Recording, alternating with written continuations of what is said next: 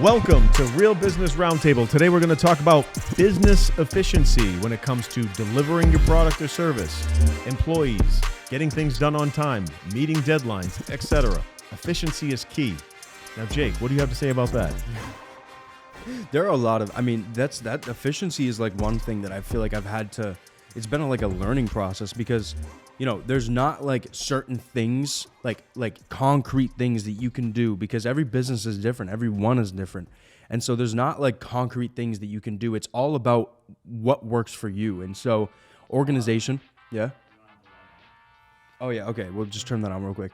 It's all about, so like one thing for me has been organization. If I'm not organized, I am not efficient.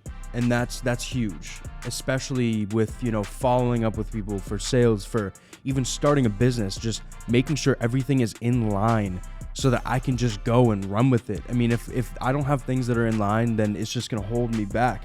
And I think organization is like a massive key. Yeah, once you get a system in place, system. Let's say it's a brand new business. Let's say it like whatever it is. Say you're making a product and you have an assembly line of some sort. Every single step adds more overhead to the delivery and production of that product. Yeah. You want to build a system, point A to Z, A to B, every single step, A, B, C, D, needs to be as efficient as possible. Now, what is efficiency? Efficiency is the smallest amount of input to get a certain amount of output, a result. So you want to put something together, you want to write an article, you want to build a website, you want to wash someone's windows. It doesn't matter. Let's say take something as simple as cleaning someone's windows. You put water on it, soap on it, and rather than scrubbing like this, you see those guys with the squeegees. They'll soap it all up and they'll be like, like. Like the sound effect.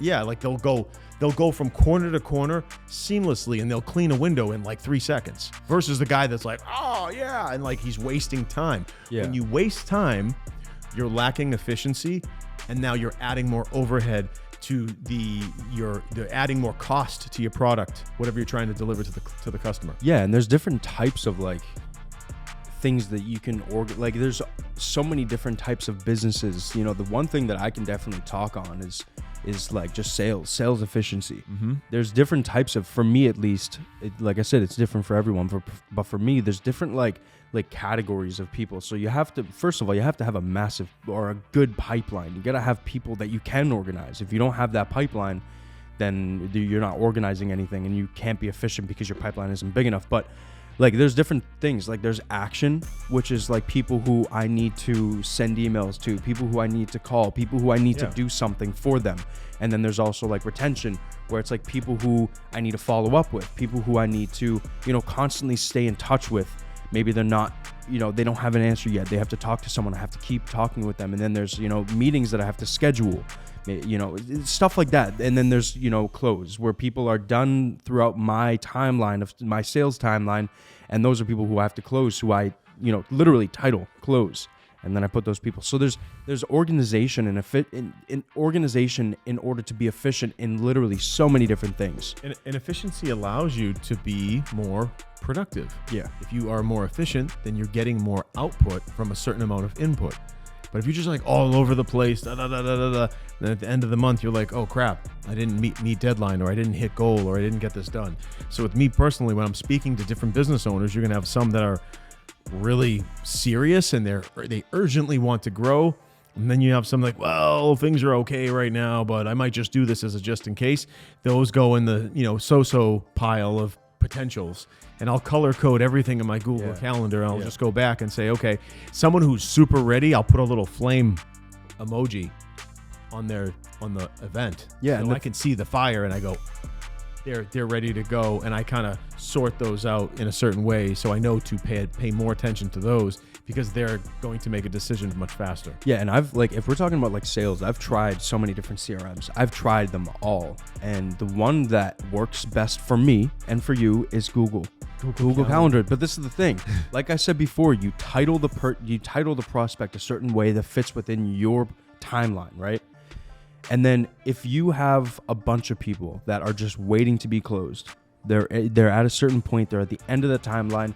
You title it close, and in the search bar you type in close, and all of them come up right there. Right there. And it's really simple. And like there's organization is huge for efficiency, no matter what anyone says. Now let's talk about the production of, let's say, a website or something that you're going to build digitally, whether it's a mobile app or whatever. Yeah. You want to identify roughly how many hours it takes to produce a certain size app or website or whatever it is. You want to calculate that. So you want to find someone, an employee or someone with a talent that knows how to do that stuff. You want to calculate how long it takes them to complete project A. Okay. You calculate that. You obviously, you mock it up because you're in business you have a profit margin. Then you mock it up enough that you have enough to invest back in the business. But that cost to deliver that product, you need to bring that as low as possible without impacting quality. So try to work as efficiently as possible. So in the whole grand scheme of building that app, make sure every single step is identified and quantified with an amount of time allocated to that professional doing that work. Another way of of organizing this is, there's different projects within that development, within, a website or an app. There's different projects, there's different things, components that have to be developed. Having a certain person for each of those development pieces could also be extremely valuable. Having them all work on separate things, working together creatively, having the same theme, having the same, topic, whatever it may be for that development project, and then putting all the pieces together. So if you're having one person working on a website, it's going to take a lot longer than having 4 people working on product pages, about pages, about like different projects within that development project. It's broken down I'll go back to apps and websites. It's broken down into different areas like the user interface, the design, the layout, the actual code, the functionality, the mock-up, how is the app going to actually work? What is the experience that someone's going to have when they're using this app? What is the design like? What is the content like? What text is on there? What do the buttons say? Is it streamlined? Is it smooth? Is it user friendly? So all of these things usually takes a talented team to collaborate to deliver that. And that's where you have to pay very close attention to efficiency. I myself have learned the hard way, and I've calculated a project and I'm like, it's only happened once. I was so upside down on the project, it cost me about 80% of what the client paid me just in one piece. And I caught it and I says, okay, lesson learned, be more efficient. So, and it happens with everybody in business. I'm not going to be one of these people that bullshit. Yeah, I'm perfect. I never made a mistake. People make mistakes in business, and I just kind of let it roll. And I'm like, okay, maybe there's a learning curve. And I was just like, okay, cut it. Make changes during the flow. We're at 80% of what the client's paying us. This is insanity for just one of 10 different things that we're supposed to deliver on. But that was one issue once. It's happened, but I've learned from it, and which is why we created this show, is to educate and inspire people and to prevent people from making mistakes that happen naturally in business. Yeah. So when you're producing something, pay very close attention to the average product or service you're going to deliver, the timeline. If you're paying hourly, lock down the amount of hours that's going to take to produce on the average. And then when you set your pricing, make sure you set it appropriately to cover that at the minimum on what the average is to produce that product. Yeah. Also set deadlines for yourself. That's a big thing too. If you have a project that you're working on, whatever it may be, it could literally be anything. Set a deadline for yourself, because you got to keep yourself accountable. It's all part of, just being productive. If you have a deadline, if you don't have a deadline, something could drag out. You could have other things going on. For people that are really busy, you have other things going on. So it's like, oh, this is more important right now. But no, if you have a deadline, then you're going to get that done on the deadline. That's been big for me, for efficiency. Even if you're using an outsourced manufacturer, say in China, lock down what it costs to produce that and talk to the manufacturer, maybe after using them for maybe 6 months. Say, hey, my cost of production is $3 for this product.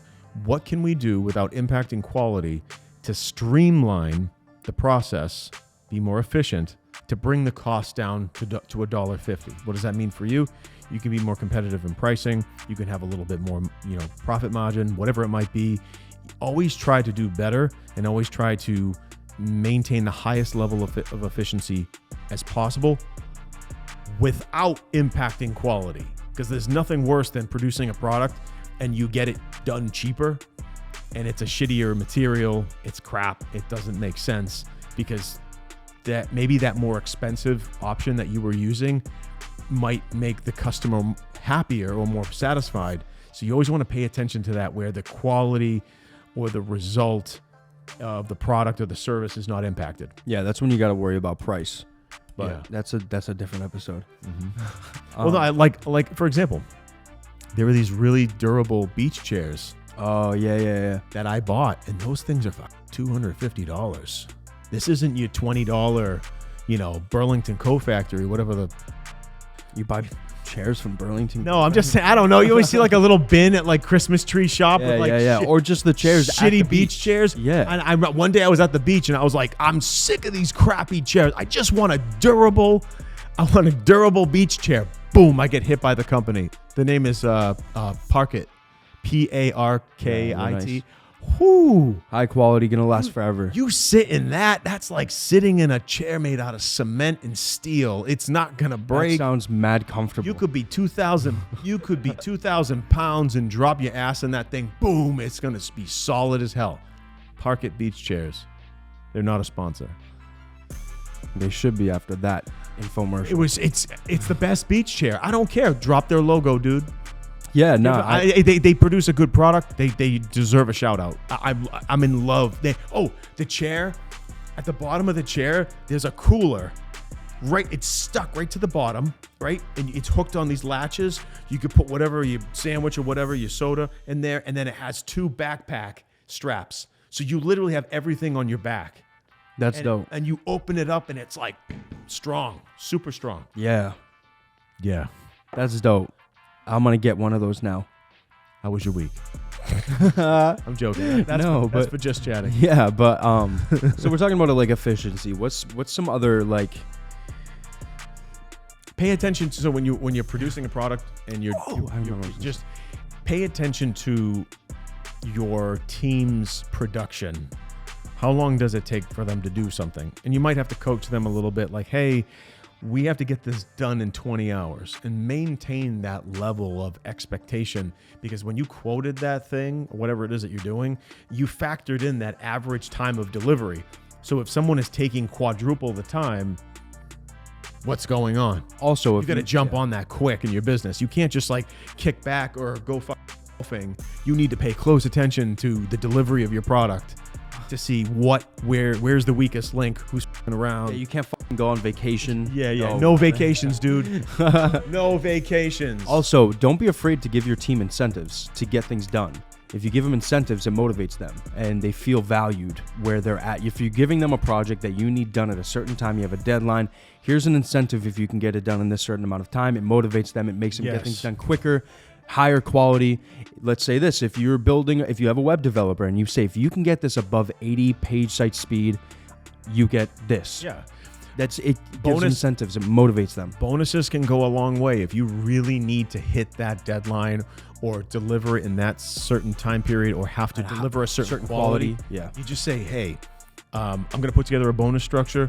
We're going to offer you this if you hit this if you hit that, and then if you get all of this done in 1 month, or if you deliver early before the deadline, don't overpromise and underdeliver. You want to over-deliver.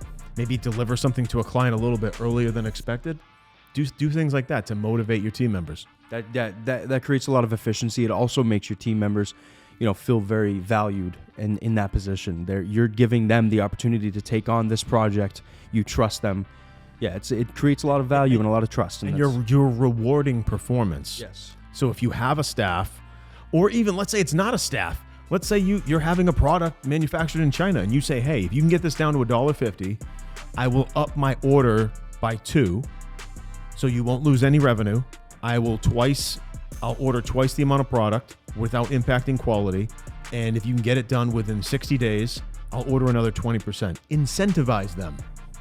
Give them a reason to want to help you. I've done that plenty of times in the past. I've worked with different vendors and I said, hey, if you can do it like this, in this way, I'll throw this in without even them asking. And they're very grateful. I've given people, little bonuses here and there, not just staff, but also vendors. Yeah. That they can hit a certain deadline or it works with anything. Incentives, money speaks, but incentive, it helps motivate people and they feel more valuable, which is a very, it's very powerful. So as far as efficiency, if you're trying to find something, there's always something that you can be more efficient at, always. And if you're 100% efficient, perfect, there's still something that you can work on. So when you're looking into your business, look from a high point. Find, pain points, different things that may need work. And then you can figure out something to make that product, process, whatever it may be, more efficient. I was going somewhere with that, but I kind of lost my thought if you want to build off of that. Like trying to find something within your business that, could be efficient. Okay. What? How do you find, if you don't know where to start, if you already have a business that's running, you're watching this episode and you're thinking, how could I make my business more efficient? You want to look at every step that happens in either the production or sale or delivery of your product or service from inception to the actual delivery for product or service. Yeah.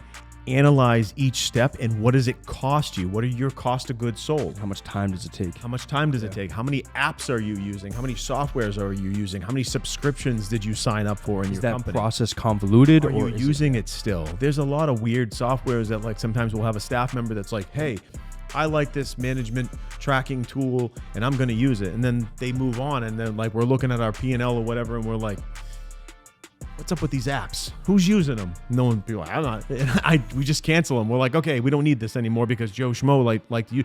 So it's stuff like that, even overhead, cutting excess overhead that's not being used, that's not providing value, cut it because it's not really going to impact the quality because no one's using it. So make sure that any softwares that you're using, technologies that are supposedly supposed to add efficiency, if you're not using them, it's not adding any efficiency. So make sure that the team is adopting and still using any softwares that you might have signed up for. So check your subscriptions, check your apps, check your softwares.